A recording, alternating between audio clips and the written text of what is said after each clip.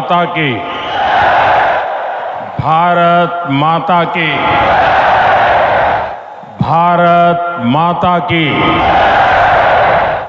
हरियाणा के गवर्नर बंडारू दत्तात्रेय जी, यहाँ के कर्मठ मुख्यमंत्री श्री मनोहर लाल जी, केंद्र में मेरे वरिष्ठ साथी श्री नितिन गडकरी जी, राव इंद्रजीत सिंह, किशनपाल गुर्जर जी, हरियाणा के उप मुख्यमंत्री दुष्यंत जी, बीजेपी के प्रदेश के अध्यक्ष और पार्लियामेंट में मेरे साथी नायब श्री सैनी जी, अन्य सभी महानुभाव और विशाल संख्या में पधारे हुए मेरे प्यारे भाइयों और बहनों, मैं अभी मेरे सामने स्क्रीन पे देख रहा था, आधुनिक टेक्नोलॉजी कनेक्टिविटी के द्वारा देश के कोने कोने में लाखों लोग हमारे इस कार्यक्रम से जुड़े हैं। एक जमाना था, दिल्ली से विज्ञान भवन से कार्यक्रम होता था, देश जुड़ता था। वक्त बदल चुका है, गुरुग्राम में कार्यक्रम होता है, देश जुड़ जाता है। ये सामर्थ्य हरियाणा दिखा रहा है।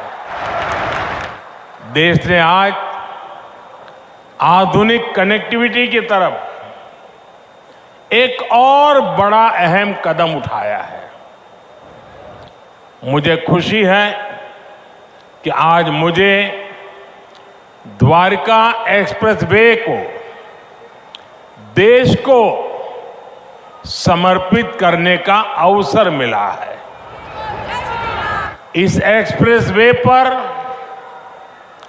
9,000 करोड़ रुपए से ज्यादा खर्च किए गए हैं। आज से दिल्ली हरियाणा के बीच यातायात का अनुभव हमेशा के लिए बदल जाएगा। ये आधुनिक एक्सप्रेसवे केवल गाड़ियों में ही नहीं, बल्कि दिल्ली एनसीआर के लोगों की जिंदगी में भी गियर शिफ्ट करने का काम करेगा। मैं दिल्ली, एनसीआर और हरियाणा की जनता को इस आधुनिक एक्सप्रेसवे के लिए अनेक अनेक शुभकामनाएं देता हूं।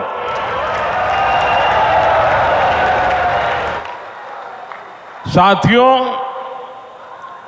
पहले की सरकारें छोटी सी कोई योजना बनाकर, छोटा सा कार्यक्रम करके उसकी डुगडुगी 5 साल तक पीटते रहते थे।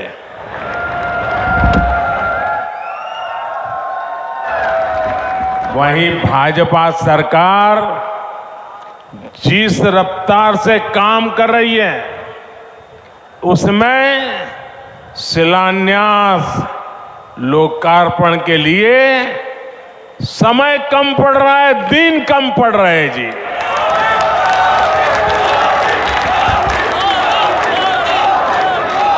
साल 2024 में ही, यहां के लोग तो ज्यादा समझदार है, आप सुनिए, 2024 में ही, यानी अभी 2024 का 3 महीना भी पूरा नहीं हुआ है, इतने कम समय में अब तक 10 लाख करोड़ रुपए की परियोजनाओं का या तो शिलान्यास किया है या तो लोकार्पण हो चुका है।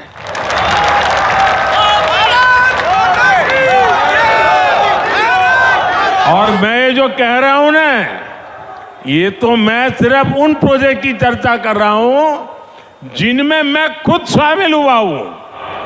उसके सिवाय मेरे मंत्रियों ने, हमारे मुख्यमंत्रियों ने जो किया वो अलग। और आप देखिए, 5-5 साल में कभी आपने सुना नहीं होगा, देखा नहीं होगा। 2014 के पहले का जमाना जरा याद करिए। आज भी यहां एक दिन में देश भर के लिए 1 लाख करोड़ रुपए से ज्यादा की 100 से अधिक परियोजनाओं का या तो लोकार्पण हुआ है या शिलान्यास हुआ है।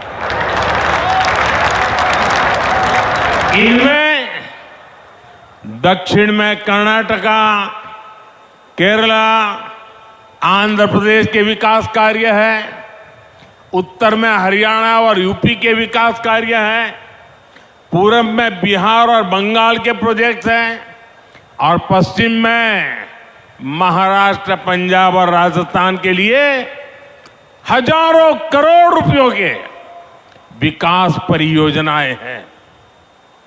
आज जो लोकार्पण हुआ है उसमें राजस्थान में अमृतसर भटिंडा जामनगर कॉरिडोर की लंबाई 540 किलोमीटर तक बढ़ाई जाएगी। बेंगलुरु रिंग रोड के विकास के वहां ट्रैफिक की मुश्किलें काफी मात्रा में कम होगी। मैं पूरब से पश्चिम, उत्तर से दक्षिण सभी राज्यों के करोड़ों करोड़ों नागरिकों को इतनी सारी विकास की योजनाओं के लिए अनेक अनेक बधाई देता हूं। साथियों, समस्या और संभावना में केवल सोच का फर्क होता है, और समस्याओं को संभावनाओं में बदल देना ये मोदी की गारंटी है।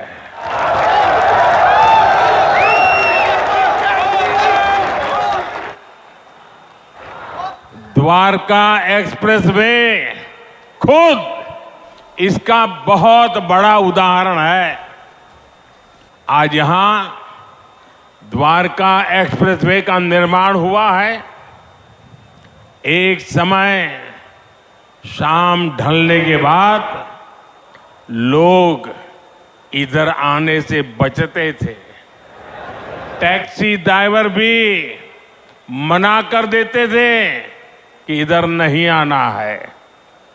इस पूरे इलाके को असुरक्षित समझा जाता था, लेकिन आज कई बड़ी कंपनियां यहां आकर अपने प्रोजेक्ट्स लगा रहे हैं। ये इलाका एनसीआर के सबसे तेजी से विकसित हो रहे इलाकों में शामिल हो रहा है। ये एक्सप्रेसवे दिल्ली में इंदिरा गांधी अंतर्राष्ट्रीय हवाई अड्डे तक कनेक्टिविटी को बेहतर बनाएगा। इससे एनसीआर का इंटीग्रेशन बेहतर होगा। यहां इकोनॉमिक एक्टिविटीज को गति मिलेगी। और साथियों, द्वारका एक्सप्रेसवे जब दिल्ली मुंबई एक्सप्रेसवे से जुड़ेगा तो एक नए अध्याय की शुरुआत होगी। पूरे पश्चिमी भारत में ये कॉरिडोर इंडस्ट्री और एक्सपोर्ट को एक नई एनर्जी देने का काम करेगा। इस एक्सप्रेसवे के निर्माण में हरियाणा सरकार और विशेषकर मुख्यमंत्री मनोहर लाल जी को उनकी जो तत्परता रही है, मैं आज इसकी भी सराहना करूंगा।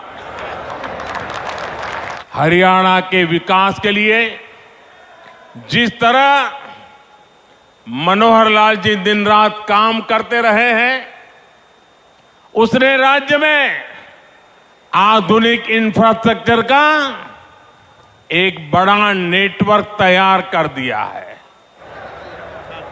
और मनोहर लाल जी और मैं बहुत पुराने साथी हैं। दरी पर सोने का जमाना था, तब भी साथ काम करते थे। और मनोहर लाल जी के पास एक मोटरसाइकिल रहती थी,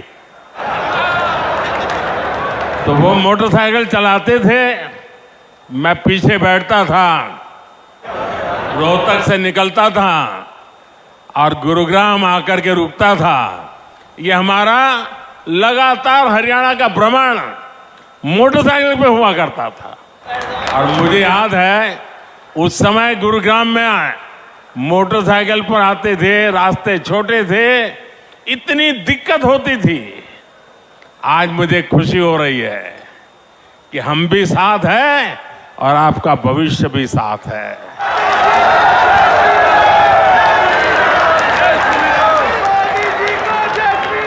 विकसित हरियाणा, विकसित भारत के मूल मंत्र को हरियाणा की राज्य सरकार मनोहर जी के नेतृत्व में निरंतर सशक्त कर रही है। साथियों, 21वीं सदी का भारत बड़े विजन का भारत है। ये बड़े लक्ष्यों का भारत है। आज का भारत प्रगति की रफ्तार से कोई समझौता नहीं कर सकता। और आप लोगों ने अब मुझे भली भांति जाना भी है, पहचाना भी है, समझा भी है। आपने देखा होगा, न मैं छोटा सोच सकता हूं, न मैं मामूली सपने देखता हूं, न ही मैं मामूली संकल्प करता हूं। मुझे जो भी करना है विराट चाहिए, विशाल चाहिए, तेज गति से चाहिए। इसलिए कि मुझे 2047 में हिंदुस्तान को विकसित भारत के रूप में देखना है। दोस्तों, आपके बच्चों के उज्जवल भविष्य के लिए जी जान से जुटे रहना है। जी,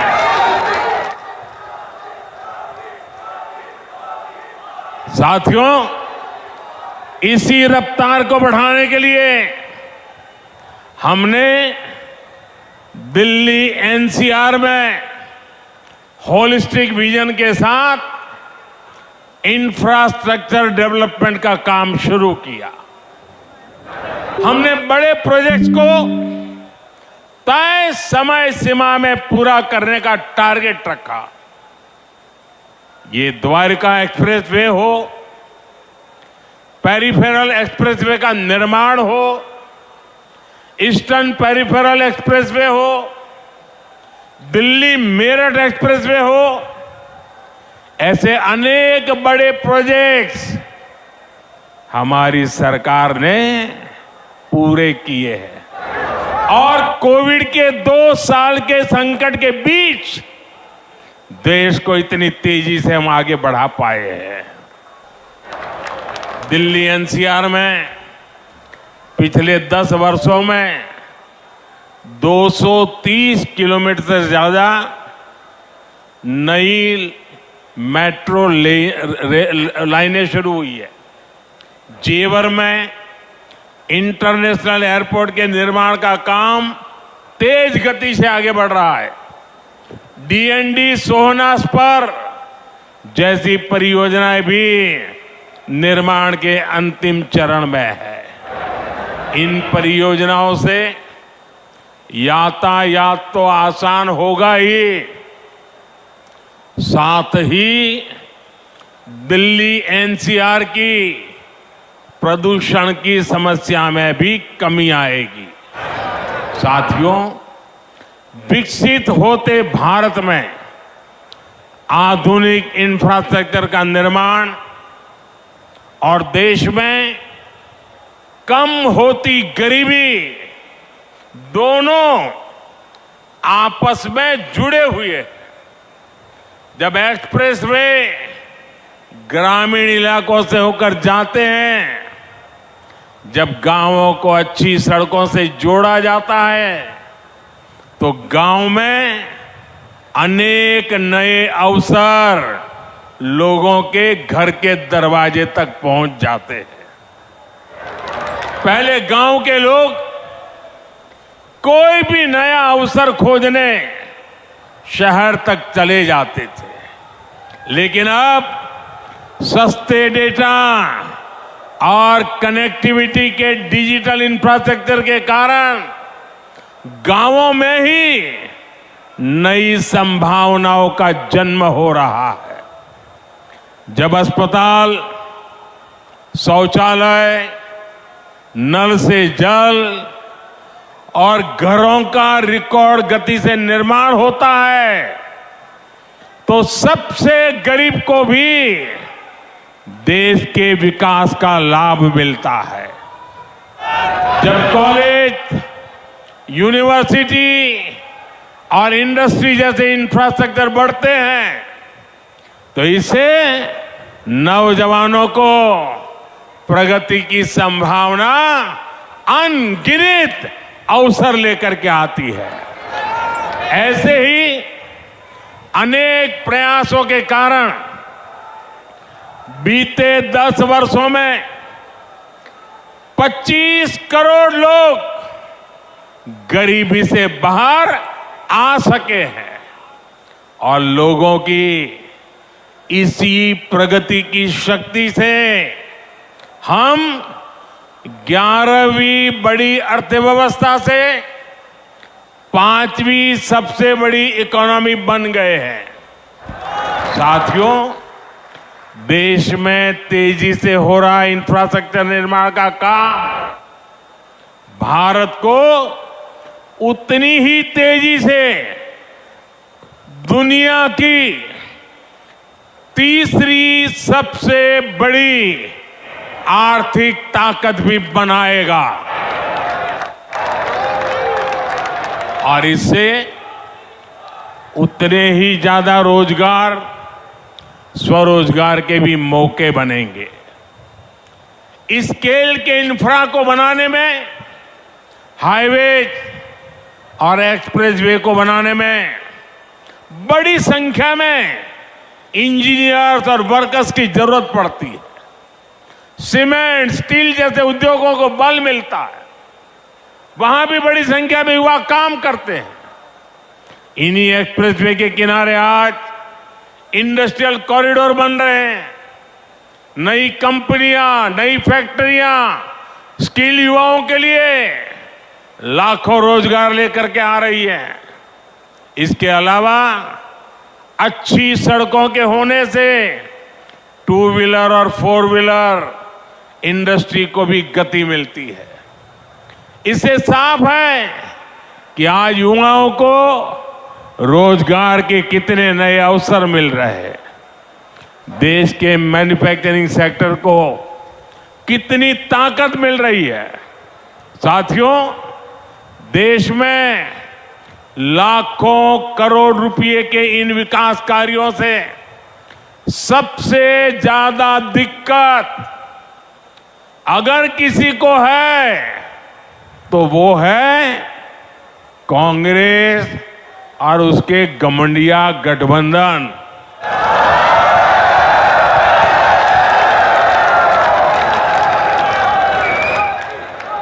उनकी नींद हराम हो गई है। इतने सारे विकास के काम और वह एक की बात कर रहे हैं तो मोदी 10 और कर देता है। उनको समझ ही नहीं आ रहा है क्या इतनी तेजी से काम भी हो सकते हैं क्या। और इसलिए अब विकास के मुद्दों पर चर्चा करने की उनकी ताकत बची नहीं है। और इसलिए वो लोग कह रहे हैं कि मोदी चुनाव की वजह से लाखों करोड़ रुपयों के काम कर रहा है। 10 वर्षों में देश इतना बदल गया, लेकिन कांग्रेस और उसके दोस्तों का चश्मा नहीं बदला है। इनके चश्मे का नंबर अभी भी वही है, all negative, all negative. Negativity और केवल नेगेटिविटी, यही कांग्रेस और इंडी गठबंधन वालों का चरित्र बन गया है। ये तो वो लोग हैं जो केवल चुनावी घोषणाओं की सरकार चलाते थे। इन्होंने 2006 में नेशनल हाईवे डेवलपमेंट प्रोजेक्ट के तहत 1000 किलोमीटर एक्सप्रेसवे बनाने का ऐलान किया था, लेकिन ये लोग घोषणा कर करके घोंसले में घुस गए, हाथ पर हाथ रख करके बैठे रहे। ईस्टर्न पेरिफेरल एक्सप्रेसवे की बातें 2008 में की गई थी, लेकिन इसे पूरा हमारी सरकार ने 2018 में किया। द्वारका एक्सप्रेसवे और अर्बन एक्सटेंशन रोड का काम भी 20 वर्षों से लटका था। हमारी डबल इंजन की सरकार ने सभी मुद्दों को सुलझाया और हर प्रोजेक्ट को पूरा भी किया। आज हमारी सरकार जिस काम का शिलान्यास करती है, उसे समय पर पूरा करने के लिए भी उतनी ही मेहनत करती है। और तब हम ये नहीं देखते हैं कि चुनाव है या नहीं। आज आप देख लीजिए, देश के गांवों को लाखों किलोमीटर ऑप्टिक फाइबर केबल से जोड़ा गया है। चाहे चुनाव हो या ना हो, आज देश के छोटे शहरों तक में एयरपोर्ट बनाए जा रहे हैं। चाहे चुनाव हो या ना हो, आज देश के गांव-गांव तक सड़कों का निर्माण किया गया है। चाहे चुनाव हो या ना हो, हम टैक्स पेयर के एक एक पैसे की कीमत जानते हैं और यही कारण है कि हमने योजनाओं को तय बजट और तय समय में पूरा किया है। पहले इंफ्रास्ट्रक्चर की घोषणा चुनाव जीतने के लिए होती थी, अब चुनाव में इंफ्रास्ट्रक्चर के काम पूरे होने की बात होती है। यही नया भारत है। पहले डिले होते थे, अब डिलीवरी होती है। पहले विलंब होता था, अब विकास होता है। आज हम देश में 9000 किलोमीटर हाई स्पीड कॉरिडोर बनाने पर फोकस कर रहे हैं।